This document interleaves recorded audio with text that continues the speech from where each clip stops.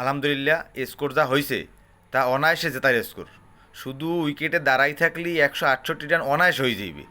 এখন শুধু উইকেট দাঁড়াই থাকতে হবে, এ জায়গায় কোনো চাপ নেওয়ার কিছু নাই। শুধু বাংলাদেশ যে ব্যাটসম্যান আছে তারা একেবারে 10 জন ব্যাটসম্যান সবাই খেলতে পারে, সুন্দর খেলতে পারে।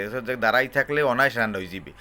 যারা শ্রীলঙ্কার সাথে যেরকম একেবারে রিল্যাক্সে ম্যাচটা যাচ্ছে ওইরকম শুধু রিল্যাক্সে মাঠে থাকবে, কোনো চাপ নাই, ইজি একেবারে ইজি ম্যাচটা ইজি লই যাবে। মনে করেন যে প্রত্যেক ওভারে এক ওভার 10 বাংলাদেশের লাগে ওরা প্রথম 10 ওভারে 100+ রান করছে, লাস্টে 10 ওভার কোনো রান করতে পারে নাই।